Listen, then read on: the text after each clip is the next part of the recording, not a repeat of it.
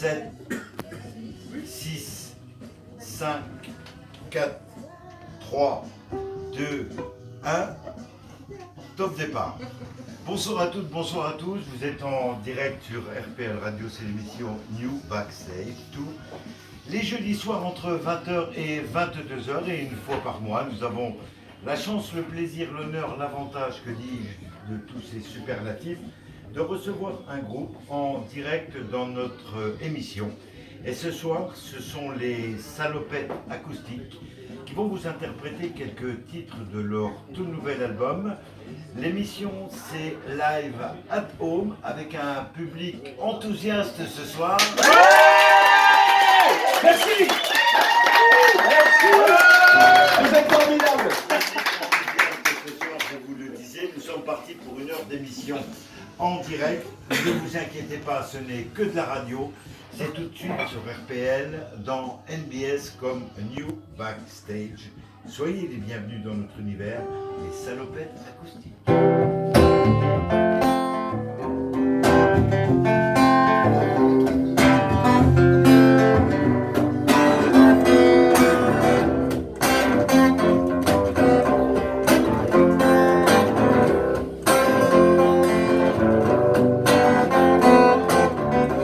C'est une histoire que je raconte, abreuvée dans l'indifférence, une belle envie d'offrir un conte qui sonnerait comme une romance d'un seul trait.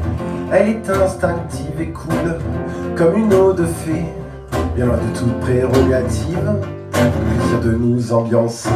D'un seul trait j'écris mon histoire, j'en profite pour la partager, tant je sais qu'elle n'a rien à voir avec ce que vous consommez.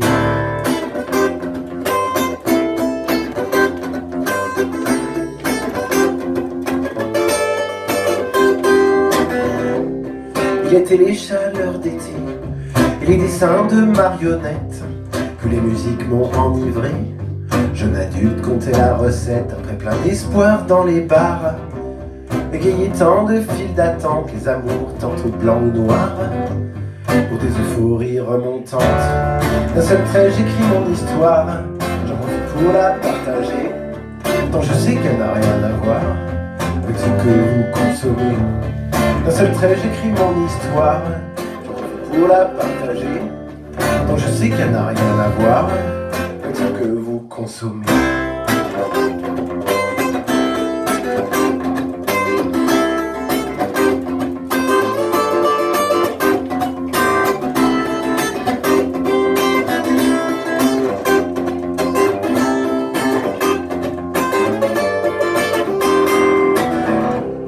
Fatigante sophistication de ma patience a eu raison.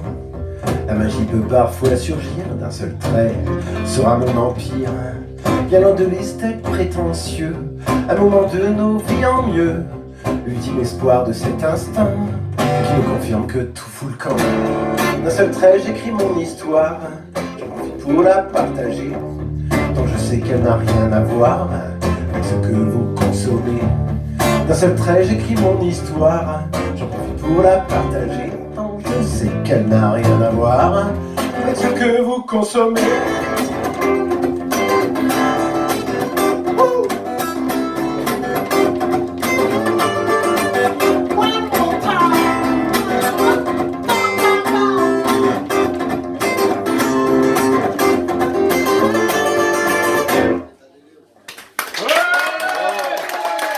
Merci. Merci beaucoup. Merci Paris. Viru et Salopette Acoustique. Prends le micro, Dany, qui est là, et puis viens me rejoindre. Dany est accompagné de Tony ce soir, et nous allons faire un petit peu plus ample connaissance avec ce groupe qui nous fait le plaisir d'être dans nos sessions live et acoustiques. Moi, je vois un coup. Salut mon Jean-Marie, content de te retrouver. Et moi donc, parce que en fait, l'auteur, compositeur, interprète, comme on les aime, c'est-à-dire ceux qui écrivent leurs chansons, ceux qui composent les musiques et qui les interprètent, bien ils sont rares et on les respecte beaucoup. Dans notre émission, ça fait plus de 30 ans que ça dure, ça. Dans certains pays, on les tue. Non, mais on n'est pas en Syrie. ici. Donc, une petite question tout d'abord. Ça fait des années que tu avais lancé ce concept un petit peu novateur à l'époque. Tu chantais dans les rues. D'ailleurs, on dit Dany des rues, c'est pas pour rien. Bah non. Et personnellement, je travaillais avec des gens d'ailleurs qui sont ici, Jocelyne, rue Serpenoise, et on t'entendait chanter dans la rue, et je n'imaginais pas que 35 ans, voire 40 ans plus tard... 50 non, ne me fais pas plus vieux que je ne le suis, s'il te plaît. Comment c'est enclenché cette idée de se dire... Ben moi, je vais prendre ma guitare, je vais aller dans la rue et je vais aller chanter. Eh ben, j'ai toujours voulu faire que chanteur dans la vie. Et il se trouve que je venais faire mes petites emplettes de Noël en décembre 88, il y a précisément 30 balais, les enfants. Vous n'étiez pas nés, mais moi. Et donc je venais faire mes emplettes et je vois Bruno, un chanteur de rue, là, qui joue dans la bonne ruelle à Metz. Et je vois qu'il pleut de l'argent dans son étui. Je me dis donc. Ça a l'air de bien marcher cette affaire-là. Alors on va boire un coup, il m'explique les rudimentaires du chanteur de rue. Et puis le lendemain, il m'a dit tu sais quoi, je pars 3 mois, si tu veux, tu prends ma place. Eh ben, c'était pas 3 mois, mais 30 ans. Voilà, voilà, c'est le genre de belle histoire. Tu te prédestinais déjà à la musique, à la chanson, et savais-tu que tu en ferais ton métier? Parce que tu as vendu un nombre impressionnant, j'espère que les impôts ne nous écoutent pas, tu as vendu un nombre impressionnant d'albums quand même. J'ai vendu 73 000 disques, c'est exactement le nombre de disques qu'il y a dans cette maison.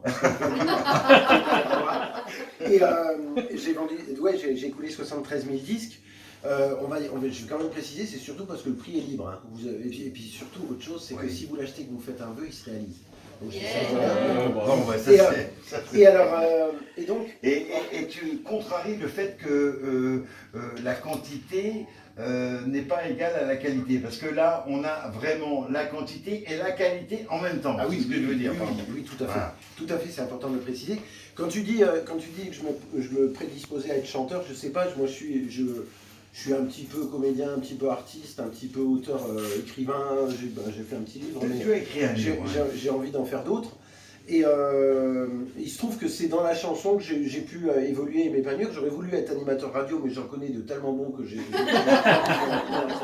Je t'assure que tout le monde peut le faire. Mais voilà. Donc voilà pourquoi je suis chanteur, c'est que l'occasion fait le larron. Et puis voilà. Très rapidement, avant qu'on vous retrouve pour 2 titres, parce que l'émission se veut d'abord musicale, très rapidement, est-ce que tu peux nous raconter un peu certaines belles histoires que tu as pu vivre, parce qu'on te retrouve devant toutes les scènes et devant tous les grands concerts, de Florent Pagny à Véronique Sanson, en passant par Sting, Johnny Hallyday à l'époque, etc. Ouais, je fais saut de gauche aussi.